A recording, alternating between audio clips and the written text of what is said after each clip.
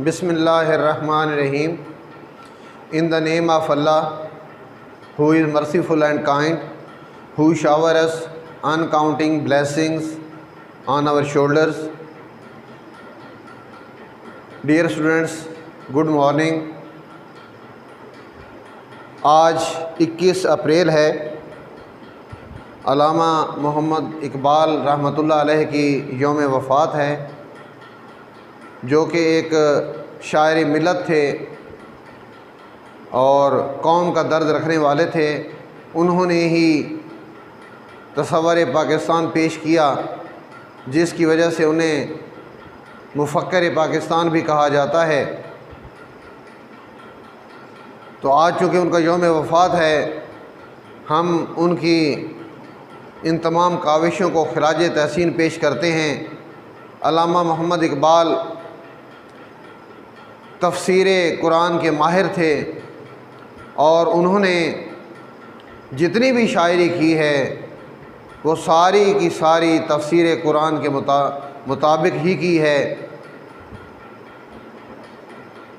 इसके लिए चंद अशार हैं।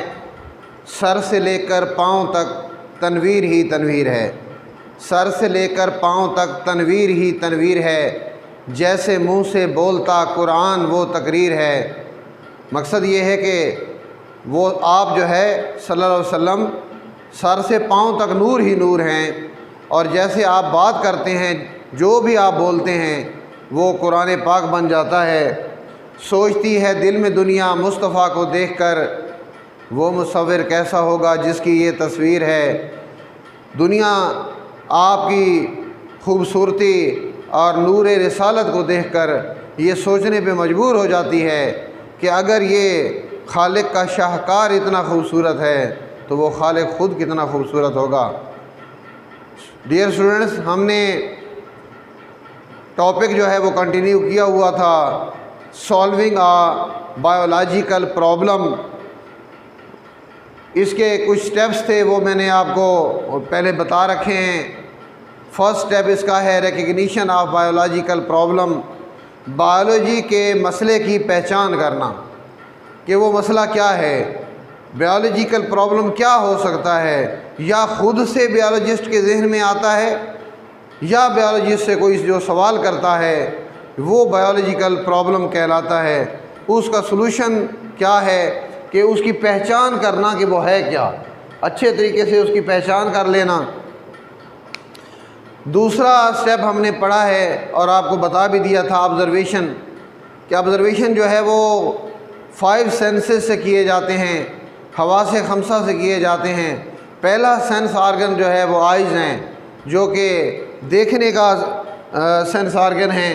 दूसरा सेंस आर्गन जो है वो ईयर्स हैं, जो सुनने की सलाहियत रखते हैं। तीसरा सेंस आर्गन नाक है, जो सूंघने की सलाहियत रखता है। चौथा सेंस आर्गन जो है वो ज़ुबान है, जो चखने की सलाहियत रखता है। और पांचवा सेंस आर्गन जो है वो जिल्द है, यानी छूने की हिस्सा है।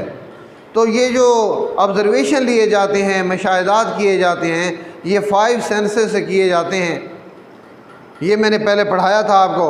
और ऑब्ज़र्वेशंस की 2 टाइप्स होती हैं, या वो क्वालिटेटिव ऑब्ज़र्वेशंस होती हैं या वो क्वांटिटेटिव ऑब्ज़र्वेशन होती हैं। क्वांटिटेटिव ऑब्ज़र्वेशन वो होते हैं जिनके लिए क्वांटिटी की ज़रूरत होती है। अगर हम क्वांटिटी की बात करें तो वो ऑब्ज़र्वेशन जिनमें क्वांटिटी का ज़िक्र होगा वो क्वांटिटेटिव ऑब्ज़र्वेशन होंगे। फॉर एग्ज़ाम्पल, हम कहते हैं कि पानी का 1 लीटर जो है उसका वज़न 1000 ग्राम्स है, और जो इथेनॉल है उसका वेट जो है 1 लीटर का वेट जो है वो 789 ग्राम्स है। तो चूँकि हमने इसमें क्वांटिटी का जिक्र किया है तो ये क्वांटिटेटिव ऑब्ज़र्वेशन है। और अगर मैं यूँ कह दूँ कि पानी का जो 1 लीटर है वो इथेनॉल के 1 लीटर से हल्का, इथेनॉल के 1 लीटर से भारी है, तो ये जो है क्वालिटेटिव ऑब्ज़र्वेशन कहलाएगा। तो ऑब्ज़र्वेशन की 2 किस्में होती हैं, या क्वांटिटेटिव ऑब्ज़र्वेशन होते हैं या क्वालिटेटिव ऑब्ज़र्वेशन होते हैं। और तीसरा इसका स्टेप है हाइपोथेसिस फार्मूलेशन, यानी हाइपोथेसिस बनाना। अब हाइपोथेसिस जो है वो क्या होते हैं, ये आपको बताया था कि कोई चीज़ इफ़ एंड देन के लॉजिक से अगर हम कोई फ़र्ज़ कर लेते हैं कोई चीज़, तो उसको जो है हाइपोथीसिस कहते हैं। हाइपोथीसिस के बाद अगला स्टेप हमने पढ़ा था डिडक्शन, यानी पेश गोई करना। पेश गोई करना, डिडक्शन क्या है कि अगर हम कहते हैं कि अगर एक घास का पत्ता है और उसके सेल में न्यूक्लियस है तो फिर पौधे के तमाम सेल्स में न्यूक्लियस होगा, तो ये इफ़ और देन की लॉजिक जब इस्तेमाल होती है तो ये डिडक्शन कहलाती है। और पांचवा स्टेप था एक्सपेरिमेंटेशन। एक्सपेरिमेंटेशन के हवाले से भी मैंने बताया था आपको कि ये दो ग्रुप बनाए जाते हैं, एक एक्सपेरिमेंटल ग्रुप होता है, एक कंट्रोल ग्रुप होता है। देखना ये है कि एक्सपेरिमेंटल ग्रुप क्या है और कंट्रोल ग्रुप क्या है। अगर हमने ये देखना हो कि फोटोसिंथेसिस के लिए कार्बन डाइऑक्साइड की ज़रूरत होती है तो उसके लिए हम कंट्रोल ग्रुप जो बनाएंगे उसमें कार्बन डाइऑक्साइड पौधे को अवेलेबल करेंगे, देंगे, और जो एक्सपेरिमेंटल ग्रुप बनाएंगे उसको कार्बन डाइऑक्साइड नहीं देंगे। तो हम देखेंगे कि जिस ग्रुप को कार्बन डाइऑक्साइड दी गई थी उसने तो फोटोसिंथेसिस की और जिसको नहीं दी गई थी उसने नहीं की। तो कंट्रोल ग्रुप में फोटोसिंथेसिस हो गई और एक्सपेरिमेंटल ग्रुप में ना हुई, तो जिसने ये साबित कर दिया कि फोटोसिंथेसिस के लिए कार्बन डाइऑक्साइड का होना ज़रूरी है। तो ये है एक्सपेरिमेंटेशन। और उसके बाद समराइजेशन ऑफ रिज़ल्ट्स, नताइज का खुलासा करना, और ख़ुलासा जो है tables, flow charts, diagrams, maps की शक्ल में किया जाता है और डाटा को तरतीब दिया जाता है, फिर इसकी सूरत में मुनज़्ज़म किया जाता है। उसके बाद जो है रिपोर्टिंग द रिज़ल्ट, के रिज़ल्ट को शाये करना, नताइज को साइंटिफिक जर्नल्स में या सेमिनार्स में जो है वो दे देना, ताकि जो है पूरी दुनिया के लोग जो है उससे आगाही हासिल कर सकें और उन्हें भी इसका नॉलेज हो कि जो हमने साइंटिफिक रिसर्च की है वो भी उससे एग्री हो सकें। इसके बाद फर्दर कैसे इसको आगे कंटिन्यू करना है, उसके बाद हमने थ्योरी बनानी है। ये जो मेन स्टेप है कि उसके बाद हमने इसको थ्योरी बनानी है। थ्योरी क्या है? The hypothesis that remain test of time, often tested and never rejected are called theories. ऐसे हाइपोथेसिस जो वक्त के इम्तिहान में कायम रहें, अक्सर टेस्ट किए जाएं और कभी मुस्तरिद ना हों, तो फिर वो थ्योरीज बन जाते हैं। यानी हाइपोथेसिस से बात स्टार्ट होती है। हाइपोथेसिस से जो है हम बायोलॉजिकल प्रॉब्लम को सॉल्व करना शुरू करते हैं। अगर हाइपोथेसिस जो है वो तजर्बाती तौर पे सही साबित होता है और तजर्बों से बार बार जो है वो सही साबित हो जाता है और कभी मुस्तरिद नहीं होता, तो फिर उसको थ्योरी बना दिया जाता है। थ्योरी को उर्दू में नज़रिया कहते हैं, तो फिर उसको थ्योरी या नज़रिया बना दिया जाता है। और थ्योरी के बाद अगला स्टेप है लॉ और principal. If a theory survives such doubtful approach and continues to be supported by experimental evidence, it becomes law or principle. अगर एक थ्योरी मशकूक तर्ज़ अमल के बाद भी कायम रहती है तो वो एक लॉ और प्रिंसिपल बन जाती है। दूसरे लफ्ज़ों में साइंटिफिक लॉ जो है वो एक नाकाबिल तरदीद थ्योरी है। अगर एक थ्योरी को हम बार बार टेस्ट करते हैं और वो कायम रहती है और हमने उसके मुताबिक जो है वो एक्सपेरिमेंट कर लें और फिर भी वो एक्सपेरिमेंटल सबूत के साथ सही साबित हो, तो उसको फिर लॉ बना दिया जाता है, उसको लॉ का दर्जा हासिल हो जाता है, यानी वो बायोलॉजिकल लॉ बन जाता है। आज तक बायोलॉजिकल लॉज की चंद मिसालें मैं आपको देता हूँ। बायोलॉजिकल लॉज की एक मिसाल है हार्डी वीनबर्ग लॉ, ये लॉ कहलाता है। और दूसरा है बायोलॉजिकल लॉज की मिसाल मेंडल लॉज ऑफ इनहेरिटेंस।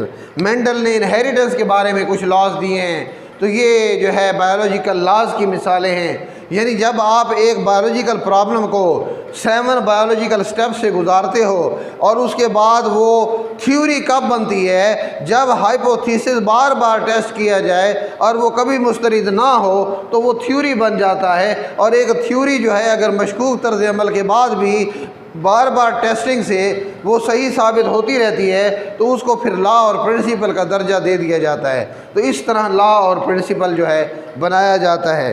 एक आपकी बुक में ये जो मैं आज पढ़ा रहा हूँ, ये पेज 26 और 27 से पढ़ा रहा हूँ, एक यहाँ पे एक चीज़ आई है जिसका नाम है प्रोडक्टिव थ्योरी। ये प्रोडक्टिव थ्योरी क्या है? Productive theory keeps on suggesting new hypothesis and so testing goes on।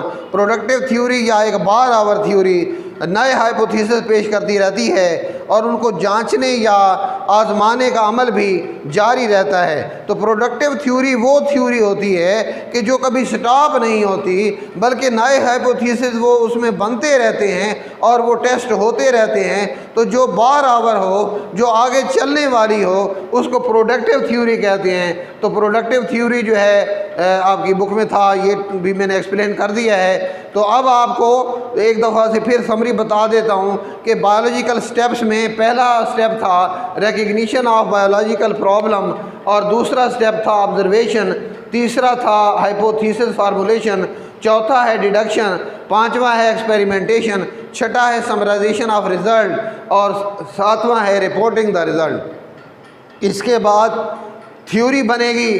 Theory का मैंने बताया है कि अगर हाइपोथेसिस जो है वो बार बार तजर्बात से सही साबित हो जाता है तो उसको थ्योरी का दर्जा दिया जाता है। इसे उर्दू में नज़रिया कहते हैं। और अगर एक थ्योरी मशकूक तर्ज अमल के बाद भी कायम रहती है और बार बार टेस्ट होने के बाद वही रिज़ल्ट आता रहता है तो उसको लॉ और प्रिंसिपल का दर्जा दे दिया जाता है। लॉ का मतलब कानून है, वो कानून बन जाता है। तो बायोलॉजी के दो लॉज जो हैं आपकी बुक में लिखे हुए हैं, हार्डी वीनबर्ग लॉ और मेंडल लॉ ऑफ इनहेरिटेंस, ये बायोलॉजिकल लॉज की मिसालें हैं। प्रोडक्टिव थ्योरी के बारे में भी बता दिया है कि प्रोडक्टिव थ्योरी जो है वो जो है क्या करती, keeps on suggesting new hypothesis, तो वो नए हाइपोथेसिस को जन्म देती रहती है और इस तरह जो है तहकीक का सिलसिला चलता रहता है। तो आज जो है बायोलॉजिकल प्रॉब्लम को सॉल्व करने के तमाम स्टेप्स और ये टॉपिक मुकम्मल हो गया है।